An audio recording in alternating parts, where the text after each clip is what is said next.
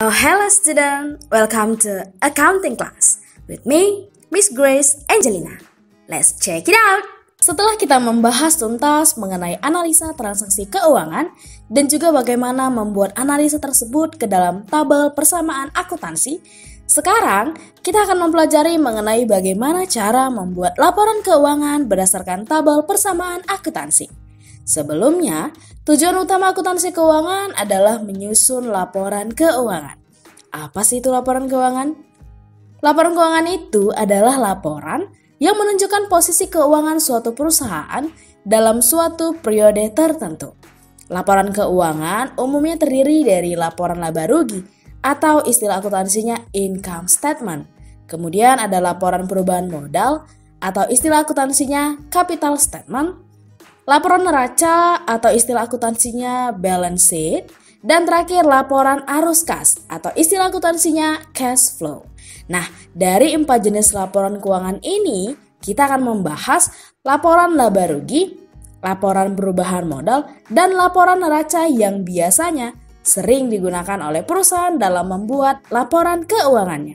Dan kita akan membahasnya satu persatu ya, dimulai dari laporan laba rugi. Laporan laba rugi adalah laporan keuangan yang menunjukkan apakah perusahaan memperoleh untung atau rugi.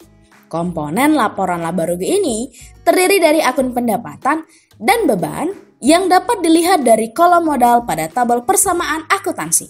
Mengapa laporan laba rugi hanya diisi oleh akun pendapatan dan beban saja ya?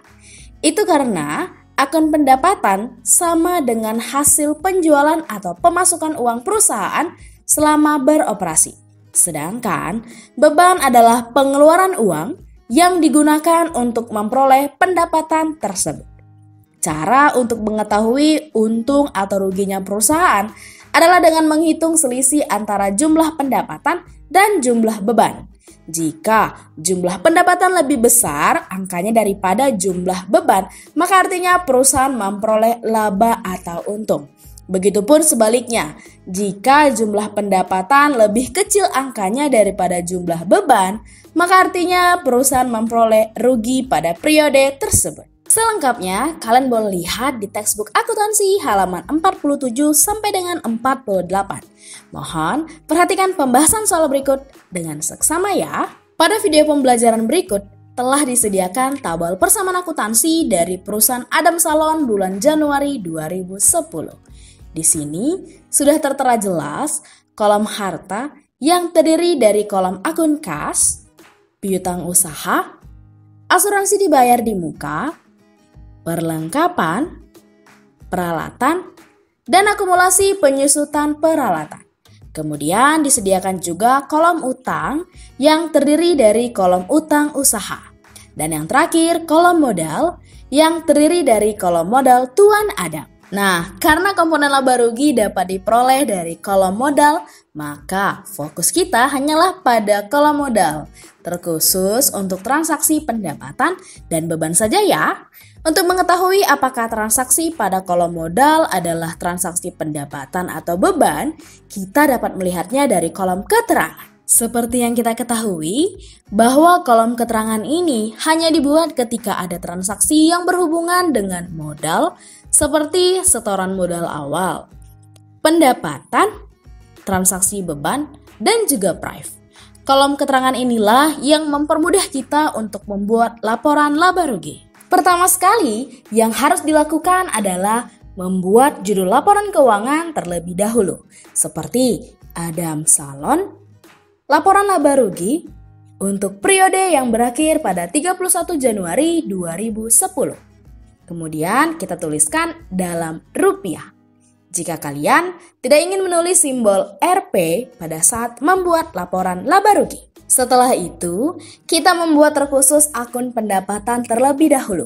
Kemudian kita kelompokkan pendapatan apa saja yang ada pada kolom modal tabel persamaan akuntansi, yaitu pendapatan jasa yang terjadi pada tanggal 10 Januari 2010. Kita buatkan di laporan laba rugi berupa pendapatan jasa sebesar 5 juta dan kita hitung jumlah pendapatan sebesar 5 juta. Kita lanjutkan dengan kelompok beban. Kita lihat beban apa saja yang ada pada kolom modal tabel persamaan akuntansi, yaitu beban sewa yang terjadi pada tanggal 20 Januari 2010, yang artinya dibayar sewa untuk bulan Januari 2010.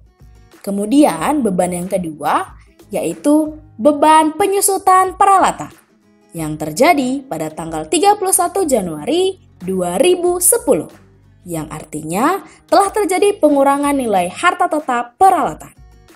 Kita buatkan di laporan laba rugi berupa beban sewa sebesar 900.000, kemudian beban penyusutan peralatan sebesar 500.000.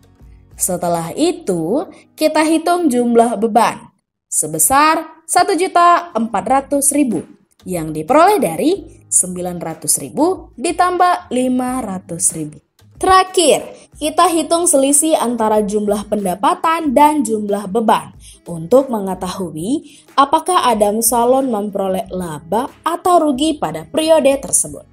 Untuk jumlah pendapatan sebesar 5 juta dikurangi dengan jumlah beban sebesar 1.400.000 dan hasilnya sebesar 3.600.000. Karena jumlah pendapatan lebih besar angkanya daripada jumlah beban, itu artinya bahwa Adam Salon memperoleh laba atau untung sebesar 3.600.000 untuk bulan Januari 2010. Sekian pembahasan kali ini tentang laporan laba rugi. Sekarang lanjutkan latihan yang sudah di-share di Edmodo kelas masing-masing ya. Mohon kerjakan dengan teliti. Tetap semangat dan sampai jumpa di pertemuan selanjutnya.